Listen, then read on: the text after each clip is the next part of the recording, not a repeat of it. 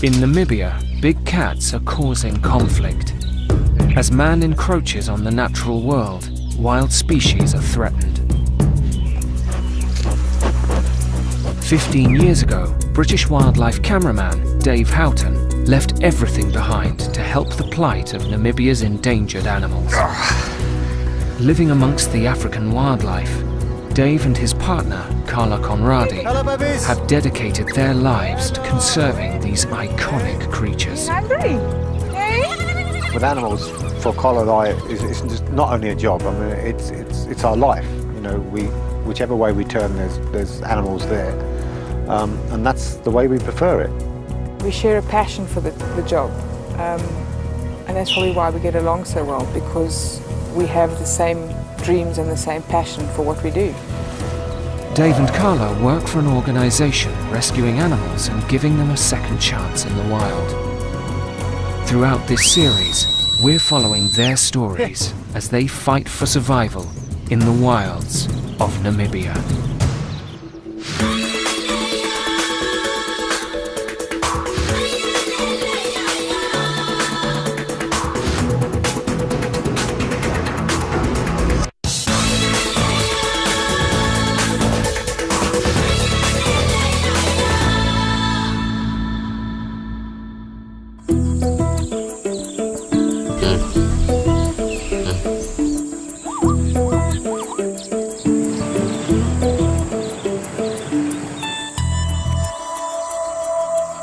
At the base of the Omboroko Mountains in central Namibia lies the Okanjima Wildlife Reserve, home of the Africat Foundation and a place of hope for rescued animals.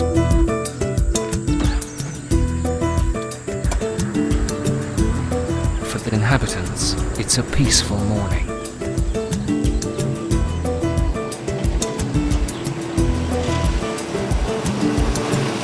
But an hour away, a wild leopard lies caged, trapped after killing a farmer's sheep. And after a night in captivity, she's highly stressed. Namibian law permits the shooting of animals that prey on livestock. But thankfully, farmer Jan Lakuskachny knows that Africat offers an alternative. Saturday, one of my workers come and told us that she caught a sheep. And my son take the cage and put it there, and put the sheep in the cage, and on Sunday he caught the leopard. Normally we try not to kill it. We caught it, but we try not to kill it. Morning, Dave. Oh yeah, and how's it? Fine, and you? In a while, huh? Jan's called in rescue and release officer Dave Houghton to relocate the leopard safely away from his farm. Let's have a look. She'll need to be anaesthetised using a dart gun, but Dave won't be taking any chances. Leopards are powerful cats and can be ferocious when cornered.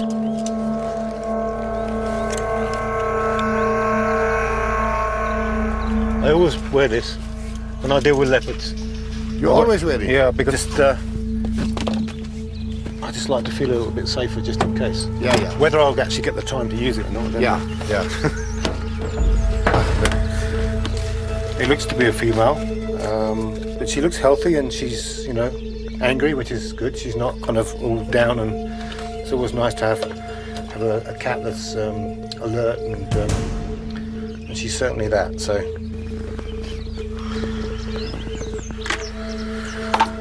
Okay. Just like the cheetah, the leopard is struggling in a world where natural habitats are shrinking. Without help, the wild population in Namibia would soon be at risk. Okay, and I'm going to try and, I might need you to get her attention. Okay. Because I need to get her in one of these big muscles here, Okay. you know.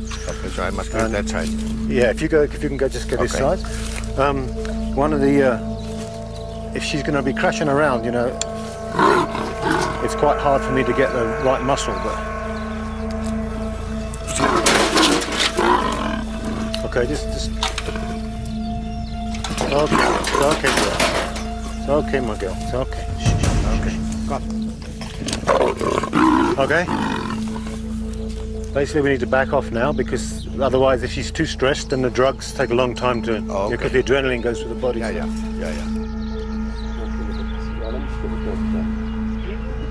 Die gaan weg. Dave needs to examine the leopard to ensure she hasn't injured herself in the cage. But he'll only move in when he's certain the drugs have done their job. Dealing with leopards is a lot different to cheetahs. I mean, a cheetah can hurt you, but it very rarely kill you. But if one of these guys got out, you know, if it was a fully awake one, it can really, well, it can kill you. It can really stuff you up. Dave, is she asleep? I think she is. You must make sure, my friend. She's grumbling a little bit, but I think she'll be okay.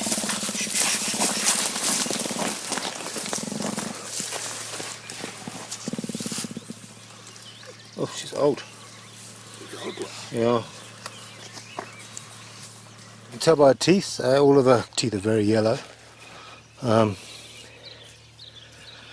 So she's a pretty old cat. I would say probably about maybe 7 or so. Despite her dental problems, the leopard is in good shape, and Dave is confident she's more than capable of taking care of herself. Okay, well, even though her teeth are pretty shot, she's still got plenty of weapons on hand. Her claws, which as you can see, and which in a leopard are retractable. In a cheetah they're semi-retractable, so that's why a leopard's claws are sharper than a cheetah, because these guys are always protected, and they're not, when they walk, they're not kind of wearing down in the ground.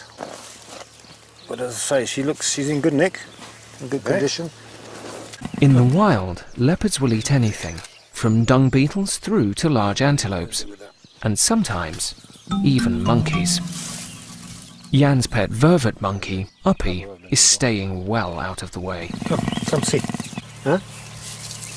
All very brave when it's in a cage. Yeah. Okay. I'm at the sharp side. Yeah. At the moment, there's already a high population of leopards at Okanjima, so Dave will need to find an alternative release site. What is it? Don't be a scaredy cat. Come. The leopard will stay at the foundation until plans are made.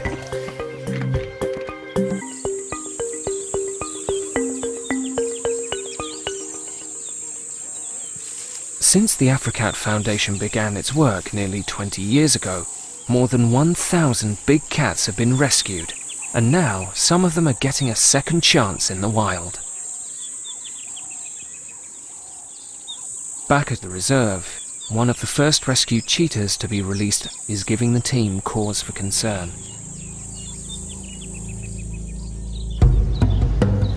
With her feisty temperament, 4-year-old Coco seemed a prime candidate for the release project. Coco's actually quite a brave cheetah, and she will give you trouble if she got half the chance. You're all right. Look, I'll back off for you.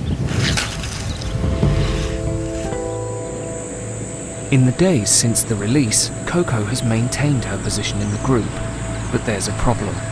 She's been spotted limping, and there are concerns she could have been injured.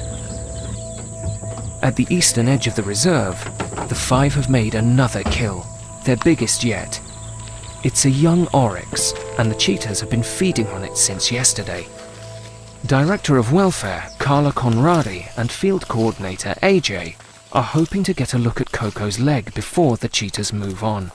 If the injury is serious, she'll have to be removed from the group for treatment. I just want to check that she's okay. She's had some exercise now, obviously chasing this oryx.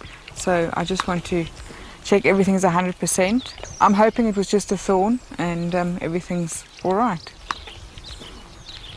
Lots of full tummies, and somebody's still having a last go at it. Despite the concern for Coco's leg, Carla can't help being impressed by the cheetah's latest prize. My heavens, sure those horns are quite big, eh?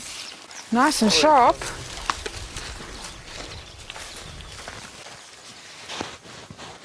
Hey kids! Geez, you've really demolished that thing.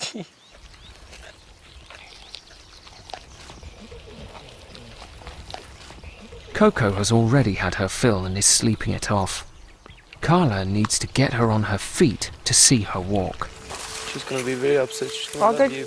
I'll go round that way, and then I'll hopefully chase her this way and you can just look at her. Or where she walks. I'm going to stay on this side. I won't make her run, I'll just make her walk. Hey? Coco, my girl? I'll go behind her. Ordinarily, approaching a wild animal near a kill would be fraught with danger. But Carla has a close bond with Coco, having known her since she was a cub. Sorry, Angel. Just want to see your face. So just get up, Just see? get up. Come on. Oh. Well, she is putting weight on her foot. Come. Oh no, that tummy's huge. That tummy's huge. No, she's fine. Look. Yeah, no. Cheetahs will normally run from danger rather than risk an injury that would reduce their ability to hunt. Carla's glad that Coco's feisty temperament hasn't landed her in trouble. I'm very relieved. I had visions of having to take her out and the eternal warrior, take her out and she wouldn't have any more friends. So I'm very glad to see that everything's back to normal. Exactly. Happy that Coco's struggling with nothing more serious than a full tummy, Carla and AJ can leave the cats to sleep off their meal. I think we should go now, it's getting dark. Yeah. Just time the leopard comes and grabs hold of us. I'm quite a quick runner, so...